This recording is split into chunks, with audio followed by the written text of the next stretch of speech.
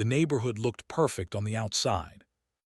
Neatly trimmed lawns, white picket fences, silent streets where everything seemed controlled and organized. But in neighborhoods like this, control always comes with a price. And that price was paid by people like Sarah. Sarah was a single mother living in a small suburban community in the United States. After her husband passed away unexpectedly, life didn't give her time to grieve properly. She had a daughter, Lily, just 8 years old, and bills that never stopped coming. Every morning, Sarah woke up before sunrise. She cleaned hotel rooms downtown for a few hours, then rushed to a second job at a small grocery store in the evening. By the time she came home, her body felt like it didn't belong to her anymore. But she still smiled, because Lily was watching. One evening, something small happened, something most people would ignore. A storm passed through the neighborhood, wind, rain, branches flying everywhere, and one of those branches hit Sarah's living room window. It cracked. Not shattered, just cracked. Sarah looked at it for a long time that night. She was tired, too tired, she thought, I'll fix it next paycheck. It wasn't dangerous, it wasn't open, just damaged glass.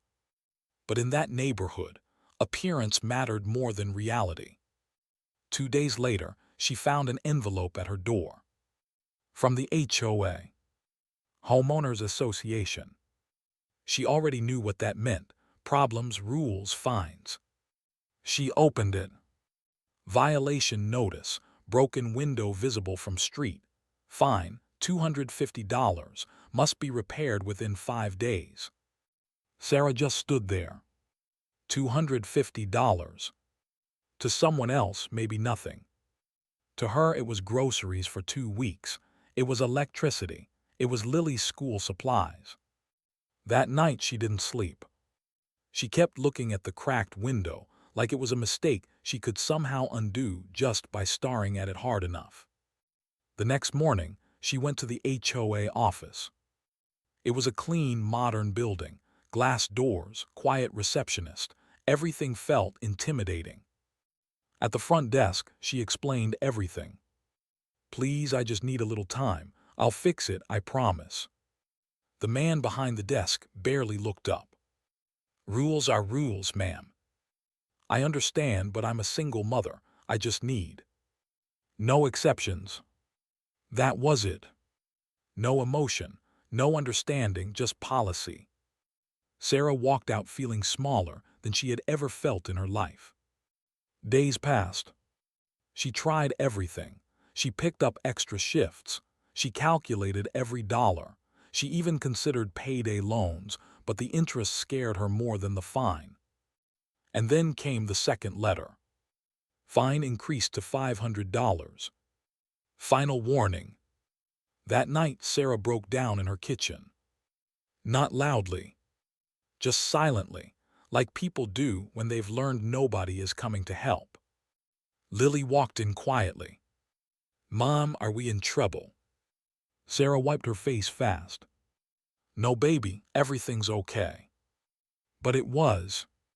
And in neighborhoods like this, news spreads faster than kindness. One of the neighbors, an older retired man named Mr. Thompson, had noticed Sarah struggling. He had seen her coming and going, exhausted, barely holding herself together. One afternoon, he knocked on her door. You all right over here? He asked gently. That was the first time someone had asked her that in weeks. And she told him everything. The window, the fine, the HOA pressure, the impossible deadline. He listened quietly. Didn't interrupt. Didn't judge. Just nodded. The next morning, something unexpected happened. A toolbox appeared on her porch. Then another neighbor showed up with glass sealant. Then someone else brought wood panels. By noon, half the street was outside her house. Nobody asked permission. Nobody demanded payment. They just started working. Mr. Thompson led the repairs. Let's fix this before it becomes another HOA problem, he said with a slight smirk. Sarah tried to stop them. "No, I can't accept this. I don't have money to pay you." A woman next door interrupted her. Who said anything about money? And just like that, the window was repaired. Better than before. Strong, clean, invisible crack gone. For the first time in weeks, Sarah felt like she could breathe again. Lily was jumping with excitement. "It looks brand new." Sarah smiled. A real smile this time. But the story wasn't over. Because HOAs don't like being ignored. 2 days later, a new letter arrived. This time the tone was different. Stricter. More aggressive. A violation had still been recorded. The repair, they claimed, was unauthorized. And the fine was still active. That's when something shifted in the neighborhood. People got angry. Not loud angry. Controlled angry. The kind that builds slowly. Because everyone had their own story with the HOA. A fence violation. A parking issue. A grass height warning. Small things that kept adding up. And Sarah's situation became the spark. The next weekend, something unusual happened. People started gathering outside the HOA office. Not vandalism, not chaos. Just presence. Signs appeared. Enough HOA abuse. Families over fines.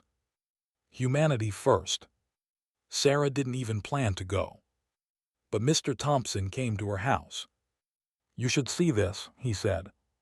When she arrived, she froze. Her quiet struggle had turned into something bigger. Dozens of neighbors stood together. Talking, sharing stories, supporting each other. Then one by one they spoke. A woman talked about being fined $100 for leaving trash cans out 20 minutes too long. A veteran talked about threats of foreclosure over minor exterior paint issues. A young couple shared how they delayed fixing their roof because they were scared of penalties instead of focusing on safety. And Sarah, she just listened. For the first time, she realized something important. She wasn't the only one who felt powerless.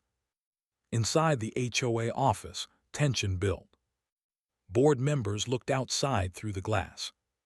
They weren't used to this. Unity. Pressure. Accountability. Mr. Thompson stepped forward. "This isn't about rules anymore," he said calmly. "It's about how you treat people." Silence followed. Heavy silence. The kind that forces reflection. And slowly, things began to change. The HOA had to respond. Not because they wanted to, but because they had to. The fines were reviewed. Policies were questioned. And within days, Sarah received another letter. This one was different. All fines related to this incident have been revoked. No apology. No explanation. But it was over. Sarah stood in her kitchen, holding the letter for a long time. Lily looked up. "So we're okay now?" Sarah knelt down and hugged her. "We're okay because people stood up for us." That evening, the neighborhood felt different. Not perfect, but human again. People talked more, helped more, watched out for each other. And Sarah's broken window. It was gone, but what replaced it mattered more. A reminder that even in places where rules feel stronger than people, community can still win. And sometimes, it only takes one broken window to show an entire neighborhood what they had forgotten. They were never powerless. They were just alone until they were.